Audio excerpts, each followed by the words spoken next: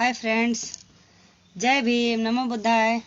मैं बेबी राज अम्बेडकर आज आप लोग के बीच फिर आई हूँ। मैं इस वक्त लाइव में हूँ। जिनको भी जुड़ना है फटाफट मेरे लाइव से जुड़ जाएं। आज मैं आप लोगों के लिए एक नई टॉपिक को लेकर आई हूँ।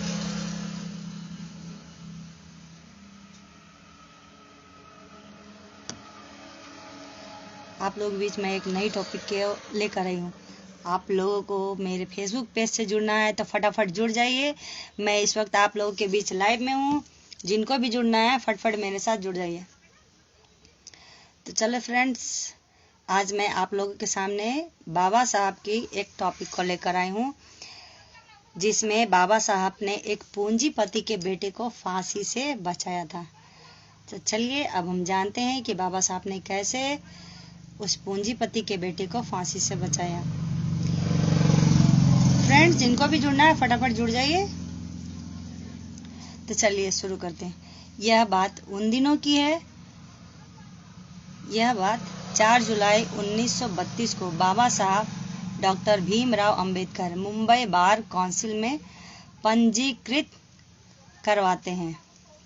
इस पंजीकरण की फीस 500 रुपये था, जो बाबा साहब अंबेडकर जी के पास नहीं था।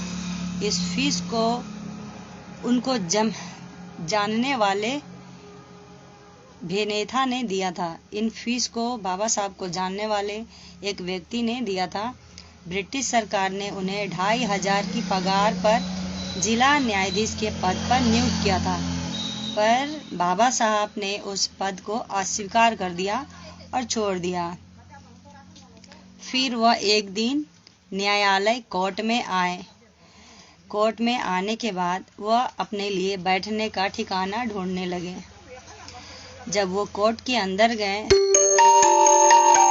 लोग बाबा साहब को देखकर अचंभित हुए और सब कहने लगे, तंज कसने लगे कि ये तो वही है, वही अछूत है, वही महान लड़का है।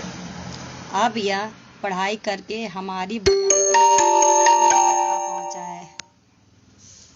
वो लोग नहीं चाहते थे कि बाबा साहब कोर्ट के अंदर अपना बैठने का व्यवस्था करें। वो लोग बहुत ही बुरी नज़रों से बाबा साहब को देख रहे थे और तरह तरह की बातें कर रहे थे। पर उन्हीं में से एक वकील ने बाबा साहब को कहा, बाबा साहब, आप तो बहुत पढ़े लिखे हैं, आपको अंदर बैठने की क्या ज़रूरत है? अगर आप बाहर गेट के बाहर ही अपना ठिकाना लगाकर बैठ जाएंगे तो भी आपके पास बहुत सारे केस आ जाएंगे। तो बाबा साहब ने उनके बातों का बुरा नहीं माना, बल्कि उनकी बातों को एक अच्छा सुझाव समझकर अपना ठिकाना बाहर ही लगा लिया। गेट के बाहर बाबा साहब अपना बैठने का स्थान चुन लिए और दिन बीतते गए। उन बाबा साहब छोटी जाति के थे, अछूत जाति के थे, तो उनके पास कोई बड़ा बड़ा केस जल्दी नहीं आता था, क्योंकि उनको सब नीच समझकर उनके पास ज़्यादातर लोग केस लेकर नहीं आते थे। जो उनके समाज के थे वही लोग एक दो केस लेकर उनके पास आ जाते थे। उसी में उनका घर का गुजारा होता था। जैसे तैसे दिन आगे बढ़ते गए, उनका गुजारा होता गया। लेकिन एक दिन की बात है, उसी कोर्ट में एक बहुत बड़ा सेठ आया। एक बहुत बड़ा सेठ, जिसके पास संपत्ति की कोई कमी नहीं थी, जिसके पास संपत्ति की कोई कमी नहीं थी। इतना बड़ा सेठ उस कोर्ट में आया और उसके बेटे को फांसी की सजा हो चुकी थी। वह अपने बेटे का केस वाली फाइल लेकर उस कोर्ट में आया और उस कोर्ट में जितने भी वकील थे सभी को ले जाकर दिखाया कि मेरे बेटे का केस लड़कर मेरे बेटे को बचा लिया जाए। सभी वकीलों ने उनकी केस वाली फाइल पढ़ी। सभी ने फाइल पढ़कर सभी ने यही जवाब दिया कि तुम्हारे बेटे को अब फांसी से कोई नहीं बचा सकता, उसको तो फांसी होना निश्चित है। वह सेठ वकीलों की यह राय सुनकर, यह बात सुनकर बहुत उदास हुआ, बहुत टेंशन में हो गया। लेकिन ये सब के बाद ही उन्हीं में से कुछ वकीलों ने कहा, अरे तुम्हारा केस वो जो गेट के बाहर बैठा हुआ है अंबेडकर, वो तुम्हारा केस लड़ेगा, तुम अपने बेटे की केस को उसके पास लेकर जाओ। तभी वो आदमी के पास और कोई रास्ता नहीं था उस सेठ के पास, तो आखिरकार वो अपने बेटे की केस फाइल को लेकर बाबा साहब के पास जाता है। बाबा साहब उसके बेटे की फाइल को पढ़ते हैं, समझते हैं और फिर वो कहते हैं ठीक है, मैं तुम्हारा ये केस लड़ूंगा। और उस सेठ के पास दूसरा कोई विकल्प भी नहीं था, तो पूंजीपति ने उस सेठ को, बाबा साहब को अपने बेटे का केस फाइल दिखाया। बाबा साहब पढ़े, उसके बाद अदालत में कार्रवाई शुरू हुई। विपक्षों ने अपनी अपनी दलीलें रखें और जो कोर्ट का जज था वह भी दलीलें सुना। उसके बाद बाबा साहब से सवाल पूछा गया, अंबेडकर तुम इस केस के बारे में कुछ कहना चाहते हो? बाबा साहब ने इन सारी दलीलों को चुपचाप सुनते रहे, एक वर्ड नहीं बोले। ये सब देखकर वो जो सेठ था वो बाबा साहब को देखकर बहुत ही ज़्यादा गुस्सा हो गया और अपने मन में ही विचार करने लगा, बोलने लगा, बड़बड़ाने लगा, ये कैसा वकील को मैं चुन लिया हूँ, ये तो कुछ भी कार्रवाई नहीं कर रहा, कुछ मुंह से बोल नहीं रहा, कुछ कर नहीं रहा है। लगता है मेरे बेटे को अब ये भी नहीं बचा पाएगा, अब तो मेरे बेटे को कोई नहीं बचा सकता, मेरे बेटे को फांसी होना निश्चित है। वह सेठ इसी तरह बोलता रहा और बाबा साहब पर बहुत बहुत गुस्से भरी नज़रों से देखता रहा, बहुत अनाप शनाप बड़बड़ाता रहा। पर बाबा साहब बिल्कुल चुप रहे, एकदम शांत रहे। कोर्ट में कार्रवाई होती रही। बाबा साहब ने कहा, मुझे जब जज ने कहा अंबेडकर तुम्हें इस केस के बारे में कुछ कहना है, तो बाबा साहब ने कहा जी नहीं, आप अपनी कार्रवाई पूरी करें। तब ये दलील खत्म हुई। उसके बाद उस सेठ के बेटे को फांसी की सजा सुनाई गई कि इस सेठ के बेटे को फांसी दी जाएगी। वो केस खत्म हुआ। सेठ तो बौखलाया हुआ था, उसको तो कुछ सूझ ही नहीं रहा था, उसका दिमागी काम करना बंद कर दिया गया था। तो बस यही सोच रहा था कि मैंने कौन सा वकील पकड़ लिया है जो केस के बारे में कुछ बोल नहीं रहा, कुछ कर नहीं रहा, ये मेरे बेटे को कैसे बचाएगा। बस उसका पिता टेंशन में था, वो सेठ टेंशन में था। थोड़े दिन के बाद फांसी का दिन, जिस तारीख को फांसी पड़नी थी वो तारीख नज़दीक आई।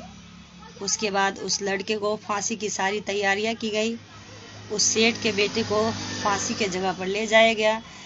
जिस दिन जिस समय तय किया गया था उसी वक्त उसको जहाँ फांसी दी जाती है उस तख्ते पर चढ़ाया गया और फिर उस सेठ के बेटे के गले में फांसी का रस्सी लटकाया गया। जैसे ही उस सेठ के बेटे के गले में फांसी का रस्सी लटकाया गया, वैसे ही बाबा साहब बोले, अब बस। इतना कहकर बाबा साहब दौड़ कर चढ़ गए, जहाँ पे फांसी दी जाती है वहाँ चढ़ गए और फिर उस सेठ के बेटे के गले से फांसी का रस्सी निकाल दिए और वहीं बोले, इस लड़के को फांसी की सजा दी गई थी, इसकी फांसी की सजा पूरी हुई, अब इसकी मौत नहीं होना चाहिए।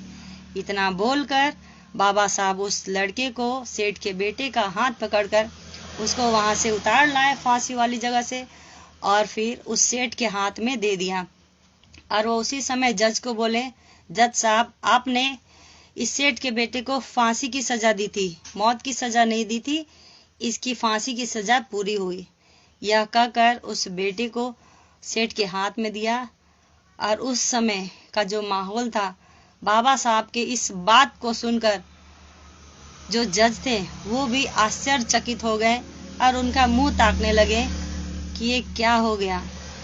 वहाँ पे जितने भी लोग थे सभी लोग आश्चर्यचकित हो गए और बाबा साहब की इस बुद्धिमानी को देखकर सब हक्के बक्के रह गए। और क्या बोलते हैं, उसी तरह सबको सांप सूंघ गया और सब बाबा साहब की इस चालाकी पर, इस बुद्धिमत्ता पर सब ताली बजाने लगे। और वो सेठ जो बाबा साहब को बुरा भला कह रहा था, वो खुशी के मारे उसका तो कुछ होश ठिकाना ही नहीं रहा। वो अपने बेटे को जिंदा देखकर बाबा साहब को बहुत धन्यवाद दिया, उनकी जय जयकार हुई। और फ्रेंड्स, उस घटना के बाद से ही हमारे देश में जब भी किसी को फांसी की सजा सुनाई जाती है तो फांसी की सजा देने के बाद सजाए मौत कहा जाता है। फांसी की सजा बोलने के बाद सजाए मौत कहा जाता है। और तभी से हमारे देश में फांसी की सजा बोलने के बाद सजाए मौत दी जाती है। और उसके बाद से वो जो कलम होता है, कलम का जो पेन तोड़ते हैं, सजाए मौत देकर उस पेन की नीब को तोड़ दिया जाता है। इसी समय से हमारे देश में ये कानून बना कि सिर्फ फांसी नहीं दी जाएगी, बाकी फांसी को सजा बोलने के बाद सजाए मौत कहा जाएगा। तो फ्रेंड्स, ये हमारे बाबा साहब की बुद्धिमत्ता थी, जिनकी 32 डिग्रियां, जिन्होंने 32 डिग्रियां हासिल की और जिनको 9 भाषा का ज्ञान था। आज उनके जैसा अब तक कोई पैदा नहीं हुआ है और शायद आगे भी पैदा नहीं होगा। ठीक फ्रेंड्स, आप लोगों को मेरी ये जानकारी अच्छी लगी हो तो मेरी वीडियो को लाइक, कमेंट, शेयर जरूर करें। साथ ही मेरे फेसबुक पेज को फॉलो करें और मेरा सपोर्ट करें, मेरा मनोबल बढ़ाएं, मेरा आत्मबल बढ़ाएं, ताकि मैं आप लोगों के बीच नए स्टोरी को लेकर आऊं, नए जानकारी को लेकर आपके बीच में आऊं। अजय भारती जी जय भीम, गजन लाल दादा जय भीम, आप सभी लोगों को जय भीम। गायत्री देवी जी जय भीम, नमो बुद्धाय। आप सभी लोग मेरा सपोर्ट करें और जो जानकारी मुझे नहीं है, जो मैं नहीं जानती हूँ, मुझे कमेंट लिखकर उन सब के बारे में मुझे बताएं और मुझे भी जानकारी दें। जहाँ तक मुझे जानकारी है, मैं नए टॉपिक को लेकर आप लोग के बीच आऊँगी, जितना जानकारी मुझे, और मैं कोशिश करूँगी कि और भी मैं और भी जानकारी हासिल करूँ बाबा साहब के बारे में, हमारे महापुरुषों के बारे में, हमारे जितने भी महापुरुष हैं जिन्होंने हमारे लिए बलिदान दिया, हमें अच्छा जिंदगी जीने के लिए अपना जीवन दुखों से भरा हुआ कष्ट में बिताएं, उन सभी महापुरुषों को मैं सत नमन करती हूँ। और मैं सभी महापुरुषों के विचारों को, उनके कामों को, उनके जीवन में जो घटनाएं घटी, उन सभी को लेकर आप लोगों के बीच आती रहूंगी। बस आप लोग मेरा सपोर्ट कीजिए, मेरा मनोबल बढ़ाइए और जो मैं नहीं जानती हूँ वो सब मुझे बताने की कोशिश कीजिए, ताकि मैं भी अपने समाज को जागरूक करने के लिए आप लोग के साथ काम कर सकूं। और मैं चाहती हूँ कि अगर आप लोग मेरे एरिया में आए तो बहुत अच्छा होगा। मेरे साथ मिलकर हमारे जो यहाँ के लोग अभी तक सोए हुए हैं उनको जगाने का काम करें। मैं भी उनके बीच अपने विचार रखूंगी, अपने महापुरुषों के बारे में बताऊंगी। और साथ ही आप लोग भी मेरे साथ मिलकर यहाँ के लोगों को, अगल बगल के लोगों को, जो अभी तक जानकर भी अनजान है, कहते हैं ना, बाबा साहब ने कहा था ना कि मुझे धोखा दूसरे लोगों ने नहीं दिया, बल्कि हमारे ही समाज के लोगों ने दिया, जो पढ़ लिख कर बहुत बड़े बड़े पद पर आशीषित हो गए हैं। जैसे पढ़ लिख कर डॉक्टर बन गए हैं और इंजीनियर बन गए, कलेक्टर बन गए, नेता बन गए, राजनेता बन गए, IPS IAS बन गए और बड़े बड़े बहुत पूंजीपति बन गए हैं बाबा साहब की बदौलत। और उसके बाद बाबा साहब को पूरी तरह से नकार दिए हैं। वो लोग बड़े बड़े पदों पर तो बाबा साहब के कारण अभी तक हैं, लेकिन बाबा साहब को मानते नहीं हैं। और अगर कोई बाबा साहब के बारे में उनको बोल भी दे तो उनको मानने से इनकार करते हैं और वो सोचते हैं कि हम जो कुछ भी है वो बाबा साहब की बदौलत नहीं है। तो ऐसे लोगों से बाबा साहब को खतरा था। बाबा साहब ने पहले ही कह दिए थे कि हमारे समाज को खतरा हमारे समाज के पढ़े लिखे लोगों से है, क्योंकि हमारे लोग पढ़ लिख कर अपने तक ही पढ़ाई सीमित रखते हैं, अपना अच्छा करते हैं, लेकिन हमारे समाज के बारे में कुछ भी नहीं काम करते, ना दूसरों को कुछ जानकारी देते हैं, ना कुछ बताते हैं। और यहाँ तक तो वो बाबा साहब का नाम लेने से भी डरते हैं।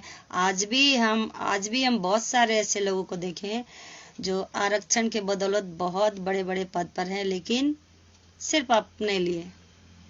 और आज अगर उनको बोल दिया जाए बाबा साहब के बारे में तो जानकर भी ऐसा करते हैं जैसे कि उनको कुछ पता ही नहीं है, कुछ मालूम ही नहीं है, और बहुत हिचकिचाते हैं। मतलब आप समझ ही रहे होंगे मैं क्या कहना चाहती हूँ। तो इसलिए आप लोगों से विनती है कि मेरे एरिया के तरफ में अगर आपका टीम हो तो आइए, और इस जगह में बहुत बहुत मतलब बहुत यहाँ के लोग बहुत सोए हुए हैं तो उनको जगाना है। मैं तो जगाने की कोशिश कर ही रही हूँ, लेकिन अगर आप लोग साथ मिल जाए तो काम और भी अच्छे से होगा, क्योंकि हमारे महापुरुषों ने तो हमें इतना अच्छा जीवन दिया। अगर हम लोग सोए रहें और कुछ नहीं किए तो शायद हमारे बच्चों को इतना अच्छा जीवन ना मिल पाए। इसलिए आप सभी लोगों से मैं अनुरोध करती हूँ कि आप लोग हमारे महापुरुषों के बारे में ज़्यादा से ज़्यादा पढ़ें, जानें और दूसरों को भी जानकारी दें, ताकि हमारा समाज जो सोया हुआ है वो जाग सके और अपने हक, अपने अधिकारों को पहचान सके। बाबा साहब ने कहा था कि हम सबों को एक होना है। कहते हैं बाबा साहब ने कहा था ना, संघर्ष कर, जागते रहो, संघर्ष करो, और दो बातें क्या बोले था मुझे अभी याद नहीं आ रही है। तो हम लोगों को सबको संगठित होना है, संघर्ष करना है और अपने बच्चों को पढ़ाना है। भले ही हम लोग थोड़ा कम खाएं, थोड़ा अच्छे से नहीं रहे, लेकिन हमारे बाल बच्चों को पढ़ाना है। और आसपास के लोगों के बच्चों को भी शिक्षित करने का आप लोग काम करें, सपोर्ट करें। क्योंकि मैं कल देख रही थी, एक सर हैं जो गरीब बच्चों को मुफ्त में पढ़ा रहे हैं, और हम लोग उनका सपोर्ट कर रहे हैं। आप लोग भी उनका सपोर्ट कीजिए। और मैं चाहती हूँ कि हमारे तरफ भी ऐसा कोई आगे बढ़े जिसकी हम सब मिलकर मदद करें, और जो हमारे समाज के बच्चे गरीबी के कारण पढ़ नहीं पा रहे हैं उनकी लोग मदद करें। और जितना भी खासकर कि महिलाओं को हमारे समाज में जागने की बहुत ज़रूरी है। तो मैं आज के लिए बस इतना ही मैं कहती हूँ। बाकी आप सभी लोगों को मेरा जय भीम, नमो बुद्धाय। बाकी मैं कल आप लोग को नया टॉपिक लेकर आप लोग के बीच आऊँगी। अभी के लिए इतना ही। सभी फेसबुक फ्रेंड को जय भीम, नमो बुद्धाय। आप लोगों को मेरा यह टॉपिक अच्छा लगे, मेरे विचार पसंद आए तो मेरे वीडियो को कमेंट करें, शेयर करें, लाइक करें, और साथ ही मेरे फेसबुक पेज को फॉलो करें और मेरा सपोर्ट करें कि मैं आगे बढ़ूं और साथ में महापुरुषों के विचारों को लेकर आप लोग के सामने रोज मैं आती रहूं। तो जय भीम, नमो बुद्धाय।